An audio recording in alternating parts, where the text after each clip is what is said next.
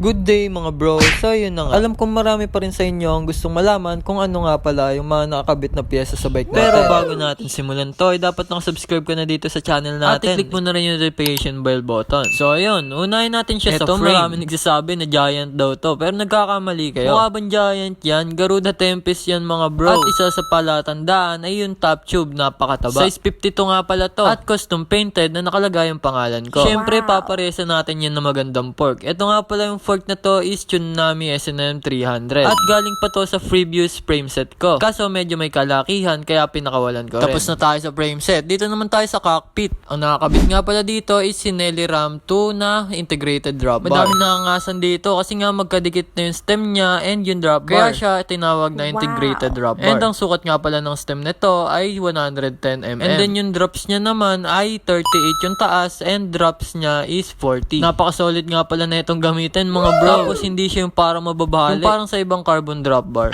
Dito naman tayo sa seat post. Ang pambansang seat post ng karamihan, Uno seat post. 27.2 nga pala yung sukat na ito at pinaparesan siya ng specialized Phenom na saddle. Carbon siya pero yung railings niya is chromoly. Samahan pa natin ng poging taillight from Rock Bros. And then punta naman tayo sa drivetrain. At uunahin natin is yung crankset. Ito nga pala is FSA crankset na naka 50 teeth. And yung haba nga pala nito is 165 mm. Na ideal para talaga sa mga fixie. Para sa mga bangkingan, hindi masyadong mahaba yung crank mo at hindi tatama yung mismong pedal mo. Sasahig. And ang chain naman natin is Izumi Jet Black na chain. Ewan ko na lang kung maputulang ka pa dito. Oo nga pala mga bro, nag-repaint nga rin pala ako ng mga frame set gamit ang spray cans. Kaya mura lang talaga. Pwede kayong mag-comment kung interesado kayo or PM nyo sa Facebook. And then dako naman tayo dito sa pogi nating wheel set. At ang nakakabit nga pala dito sa bike ko is Mavic Ellipse wheel set. 20 yung spokes niya sa harap at 20 rin sa likod. Fix nga rin pala to. And naka-bladed spokes. Napagaan nga pala na ito mga bro. And syempre flex din natin yung dati nating stickers. At nga pala maglalabas na akong bagong stickers at mga wallets. Kaya stay tuned lang kayo dito sa ating YouTube channel pati sa TikTok. And ayun lang ang mga nakakabit na pyesa bike ko.